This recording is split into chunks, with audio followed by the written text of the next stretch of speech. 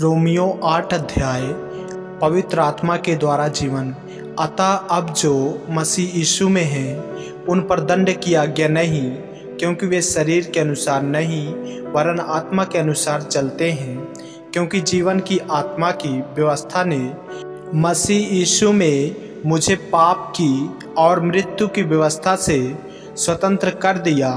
क्योंकि जो काम व्यवस्था शरीर के अनुसार दुर्बल होकर न कर सकी, उसको परमेश्वर ने किया, अर्थात अपने ही पुत्र को पापमय शरीर की समानता में और पाप बलि होने के लिए भेजकर शरीर में पाप पर दंड की आज्ञा दी, इसलिए कि व्यवस्था की विधि हम में जो शरीर के अनुसार नहीं वरन आत्मा के अनुसार चलते हैं पूरी की जाए।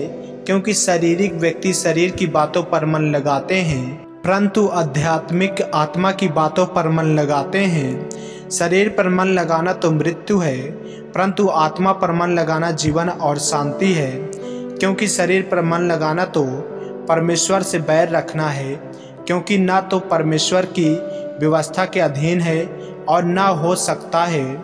और जो शारीरिक दशा में हैं वे परमेश्वर को प्रसन्न नहीं कर सकते। परंतु जबकि परमेश्वर का आत्मा तुम में बसता है तो तुम शारीरिक दशा में नहीं परंतु आत्मिक दशा में हो। यदि किसी में मसीह का आत्मा नहीं तो वह उसका जन नहीं। यदि मसीह तुम में है तो देह पाप के कारण मरी हुई है, परंतु आत्मा धर्म के कारण जीवित है। यदि उसी का आत्मा जिसने यीशु को मरे हुओं में से जिलाया तुम में बसा हुआ है, तो जिसने मसीह को मरे हुओं में से जिलाया वह तुम्हारी नासवर देहों को भी अपने आत्मा के द्वारा जो तुम में बसा हुआ है जिलाएगा। इसलिए हे भाइयों, हम शरीर के कर्जदार नहीं कि शरीर के अनुसार दिन काटें, क्योंकि यदि तुम शरीर के अनुसार दिन काटोगे तो मरोगे। यदि आत्मा से देह की क्रियाओं को मारोगे तो जीवित रहोगे।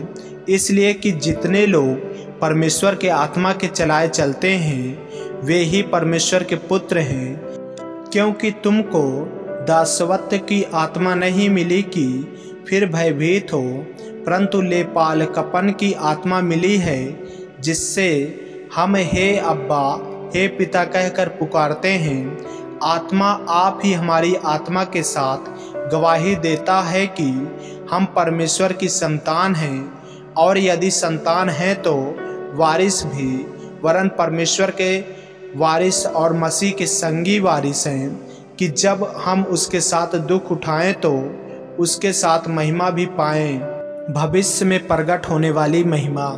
क्योंकि मैं समझाता हूँ कि इस समय के दुख और कलेश उस महिमा के सामने जो हम पर प्रकट होने वाली है कुछ भी नहीं है। क्योंकि सृष्टि बड़ी आशा भरी दृष्टि से परमेश्वर के पुत्रों के प्रकट होने की बाट जो रही है। क्योंकि सृष्टि अपनी इच्छा से नहीं पर अधीन करने वाले की ओर से व्यर्थता के अधीन इस आशा से की गई कि सृष्टि भी आप ही विनाश के दासत्व से छुटकारा पाकर परमेश्वर की संतानों की महिमा की स्वतंत्रता प्राप्त करेगी। क्योंकि हम जानते हैं कि सारी सृष्टि अब तक मिलकर कराहती और पीड़ाओं में पड़ी तड़पती है, और केवल वही नहीं पर हम भी, जिनके पास आत्मा का फल है, आप ही अपने में कराहते हैं और लेपालक होने की अर्थात अपनी देह के छुटकारे की बाट जोहते हैं। इस आशा के द्वारा हमारा उद्धार हुआ है।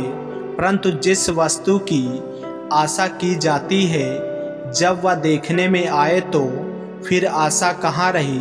क्योंकि जिस वस्तु को कोई देख रहा है उसकी आशा क्या करेगा। परंतु जिस वस्तु को हम नहीं देखते यदि उसकी आशा रखते हैं तो धीरज से उसकी बाट जोहते भी हैं।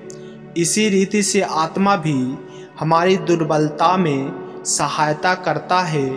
क्योंकि हम नहीं जानते कि प्रार्थना किस रीति से करना चाहिए, परंतु आत्मा आप ही ऐसी आहें भर भर कर जो बयान से बाहर है हमारे लिए विनती करता है और मनों को जांचने वाला जानता है कि आत्मा की मानसा क्या है, क्योंकि वह पवित्र लोगों के लिए परमेश्वर की इच्छा के अनुसार विनती करता है। हम जानते हैं कि जो लोग परमेश्वर से प्रेम रखते हैं उनके लिए सब बातें मिलकर भलाई ही को उत्पन्न करती है, अर्थात उन्हीं के लिए जो उसकी इच्छा के अनुसार बुलाए हुए हैं।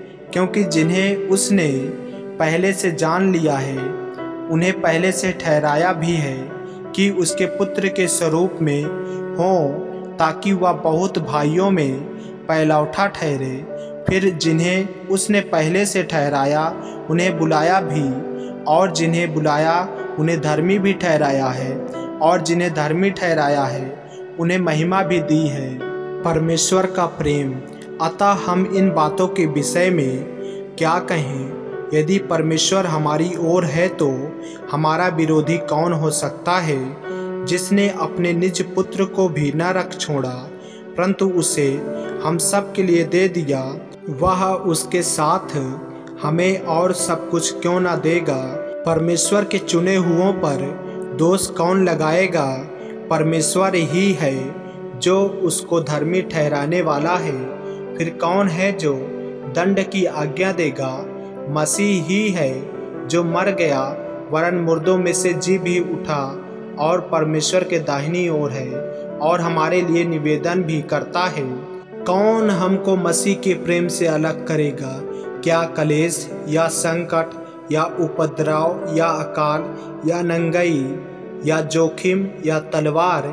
जैसा लिखा है, तेरे लिए हम दिन भर घात किए जाते हैं, हम वध होने वाली भेड़ों के समान गिने गए हैं। परंतु इन सब बातों में हम उसके द्वारा जिसने हमसे प्रेम किया है जयवंत से भी बढ़कर हैं। क्योंकि मैं निश्चय जानता हूँ कि ना मृत्यु, ना जीवन, ना स्वर्गदूत, ना प्रधानताएं, ना वर्तमान, ना भविष्य, ना सामर्थ्य, ना ऊंचाई, ना गहराई और ना कोई और सृष्टि हमें परमेश्वर के प्रेम से जो हमारे प्रभु मसीह यीशु में है अलग कर सकेगी। आमीन। मेरे प्रियो, यदि आप इस चैनल नए हैं, यदि आपने अभी तक हमारे चैनल को सब्सक्राइब नहीं किया है तो हमारे चैनल को सब्सक्राइब करें और बेल आइकन के बटन को दबाएं। और यदि आप हमारे फेसबुक पेज पर हैं तो हमारे पवित्र बाइबल को फॉलो करें और लाइक करें, ताकि परमेश्वर का वचन रोजाना आप तक पहुँच सके। और जो वचनों को नहीं पढ़ पाते हैं उनके पास ज़रूर शेयर करें, ताकि वचनों को सुने और परमेश्वर में बने रहें और परमेश्वर उन्हें आशीषित करे। जय मसीह की। प्रभु आपको आशीष दे।